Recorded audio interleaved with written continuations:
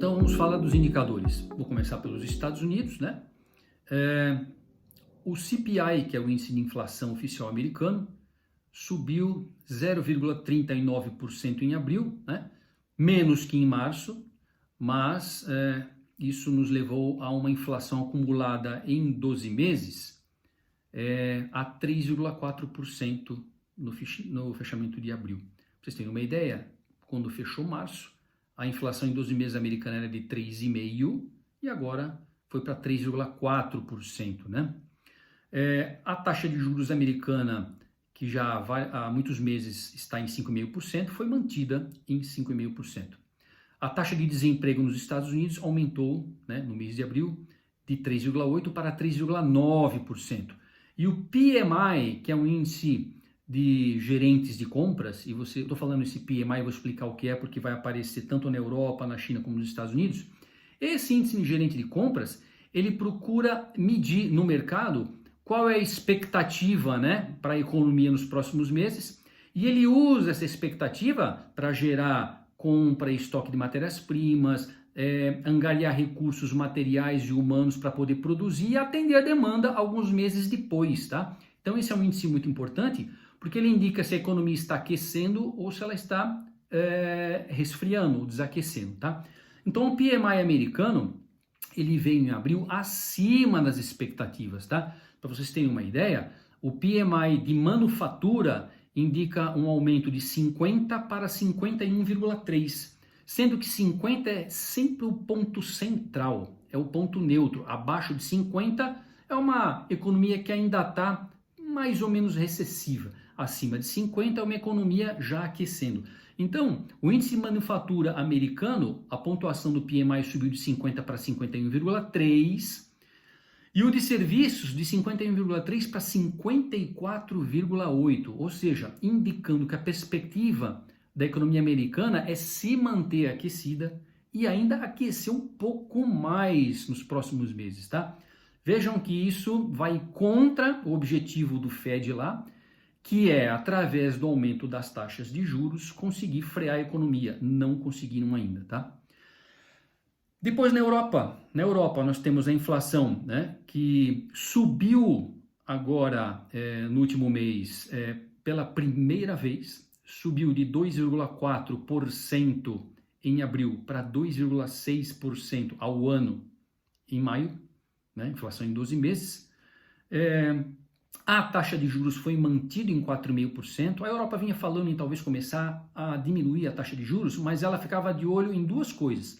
Ela ficava com um olho para ver se a inflação ia se manter em queda, o que não aconteceu, e também ficava de olho se os Estados Unidos sinalizavam um possível momento de início de queda de juros, o que também não veio. Então eu acho que a Europa também vai ficar nesse compasso de espera até que os Estados Unidos comece a baixar a sua taxa de juros para ela vir logo depois. A taxa de desemprego na Europa caiu de 6,5% para 6,4%, tá? E o PMI, né, o índice dos gerentes de compras, subiu, né, de 45,7 para 47,3 na parte de manufatura. Veja, ainda abaixo de 50, ainda uma economia em leve recessão, mas subiu um pouquinho, melhorou um pouquinho.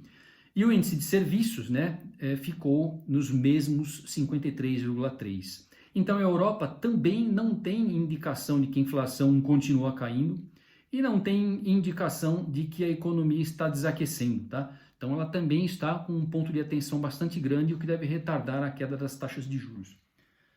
Na China, a inflação de 12 meses ficou em 0,1%, perdão, mudou de 0,1%, aumentou para 0,3% em abril, foi um aumento. E a inflação mensal, que tinha sido de menos 1% em março, agora foi positiva em 0,1% em abril. Então, a inflação com uma tendência mensalmente bastante forte de alta e em 12 meses aumentando de 0,1 para 0,3. A taxa de desemprego na China caiu de 5,2 para 5 e o índice dos gerentes de compras, lá o PMI, o industrial subiu de 51,4 para 51,7 e o de serviços caiu um pouquinho de 52,7 para 52,5. Mas veja, se na China a inflação aumentou um pouquinho e a taxa de desemprego caiu um pouquinho, os movimentos são pequenos. O que a gente vê é que a China ainda não consegue recuperar a sua economia no mesmo nível que existia antes da pandemia. Ainda continua patinando. As taxas de juros na China continuam em 3,45% ao ano e tem tendência de queda, até porque devem haver novos incentivos governamentais para tentar reativar a economia, né? No Brasil, nós temos uma inflação em 12 meses, né, que fechou abril com 3,69% em 12 meses, melhor do que os 3,93% de março. A inflação mensal de abril veio em alta no Brasil, com 0,38%, que é mais que o dobro da inflação de março, de 0,16%.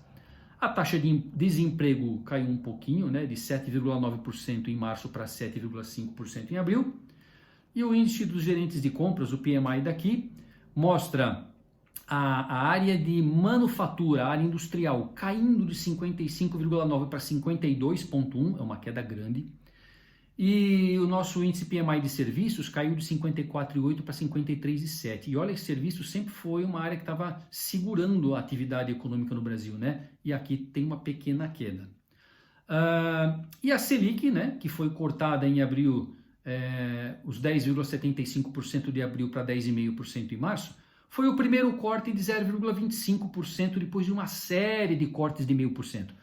O que esses indicadores, tanto de inflação como esse PMI e essa Selic que começou a reduzir menos, mostra que existe sim uma tendência novamente de alta da inflação aqui, né?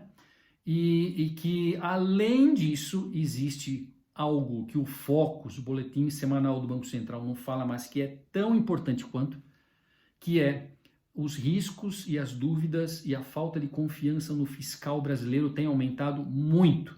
E tem aumentado não só por causa dos números, mas por causa dos discursos. Em abril, né, o Banco Central, lá, quando cortou só 0,25% de juros, veio lá uma série de reclamações da Fazenda, do governo, dizendo o seguinte, que era um absurdo não ter continuado a cortar 1.000%, né? E de que o déficit fiscal não tem que ser considerado como dívida, mas tem que ser considerado como investimento, porque são investimentos que vão fazer o país crescer. Só que nunca conseguiram mostrar onde isso foi investido. Foi só despesa mesmo, gente. E agora em maio, onde havia no início, até o dia 21 de maio, estava indo bem a Bolsa, estava indo muito bem as outras categorias de investimento, havia uma perspectiva de uma certa recuperação da queda de abril. Em maio, o discurso de novo atrapalhou a performance do mês. Quando, né, lá na última semana de maio, mais para o finalzinho de maio, o Haddad chegou a comentar de que essa taxa, essa inflação, essa meta de inflação de 3% é inatingível e absurda, que a gente tem que mudar essa taxa, essa meta de inflação. 3% não é atingível. Então, veja, um mês você fala de que não, o déficit fiscal é investimento, esquece isso. E no outro mês você fala que não, essa meta de inflação de 3% é baixa, você tem que aumentar. Cada discurso que vem gera um impacto que aumenta a incerteza e que derruba o mercado, né? Então, o segundo mês que a gente tem aí o pessoal falando aquilo que pensa de uma forma desavisada, de uma forma não muito planejada, longe de ser uma fala politicamente adequada e que impacta o mercado. Então, é isso que aconteceu. Para vocês terem uma ideia, o Boletim Focus dessa semana, que saiu hoje, segunda-feira, dia 3 de junho, já traz um IPCA, ou seja, uma inflação para o final desse ano, não mais de 3,86% como era a semana passada, agora é 3,88%. É a quarta semana seguida que aumenta a expectativa de inflação para esse ano. O PIB foi mantido em 2,05% já há muito tempo, o que para mim não é factível. O impacto aqui da queda da economia, por exemplo, no Rio Grande do Sul não está sendo contemplada, ela está sendo jogada lá para frente, mas eu não acredito num PIB de 2,05%. O câmbio foi mantido em 5,05, R$ 5,05, o que está cada vez mais longe da realidade. Se a inflação aumenta e se a desconfiança nos nossos fundamentos econômicos aumenta, esse câmbio tem que subir mais. A não ser que a Selic, e essa sim, eu comentei nas outras semanas, comentei no mês passado, que eu achava que os próximos Boletim Focus já iam mostrar uma expectativa de Selic em 2024 acima de 10. E veio, hoje veio. A semana passada a expectativa no final de 2024 era uma Selic de 10%, e hoje a Selic esperada para o fim de 2024 é de 10,25%. E eu acho que vai continuar aumentando. E ela aumentando, talvez vai segurar um pouco o câmbio, tá? E talvez segure um pouco a inflação. Mas com certeza vai derrubar o PIB e vai derrubar a nossa capacidade de equilibrar as nossas contas, visto que se o PIB não aumenta, se a economia não vai andar como deveria, e se não vai haver uma compensação através de ajuste nos gastos para baixo, sim, nós vamos ter os fundamentos depreciados e nós vamos ter que ter uma Selic alta para que o dólar não dispare. Infelizmente, eu não sei se eles vão fazer isso, não sei em que magnitude eles vão fazer isso. O que pode ser é que nós vamos ter tanto uma Selic acima do esperado, com uma inflação acima do esperado e também um câmbio um pouco mais puxado para cima. Mas isso nós vamos sentir ao longo do tempo. Mas veja, olhe só como o câmbio fechou, né, o mês de maio. Nós fechamos com R$ 5,2574, tá? Em maio o câmbio subiu 1,23%, em abril já tinha subido 3,57%, e no ano o câmbio subiu 8,34% até o final de maio. Nós fechamos o ano passado, 31 de dezembro de 2023, com o dólar a R$ 4,85 e fechamos maio com o dólar a R$ 5,25, mais 8,34%. Na contramão disso, nós temos o Bovespa, que o ano passado havia fechado em dezembro com 134.185 pontos, caiu 1,7% em abril e caiu mais 3,04% em maio. Nós fechamos maio com 122.098 pontos. É uma queda, além de 3,04% em maio, é uma queda de 9,01% nesses 5 meses de 2024. E eu acho que a Bolsa vai ficar patinando entre 119 e 120 mil pontos até 130, nessa faixa, porque não tem drivers, não tem motivos, não tem nenhum evento, nenhuma ação, nada que possa justificar mais confiança e melhores condições para que essa bolsa ande, tá? E cada vez que a bolsa começa a andar para trás, o investidor doméstico brasileiro sai correndo da bolsa, sai correndo dos fundos de ação e corre para a renda fixa. Com isso, os fundos de ação têm que vender suas posições rápido. Quando eles vendem a qualquer preço, os preços caem ainda mais, tá? Então esse círculo vicioso faz com que a bolsa continue em baixa, né? E vão para a renda fixa. E o investidor estrangeiro, que é o minoritário, mas é significativo na nossa bolsa de valores, ele também não tem apetite, vendo tudo isso que está acontecendo, para colocar o dinheiro aqui, ainda mais considerando que a nossa bolsa de valores em 2024 é a pior do mundo.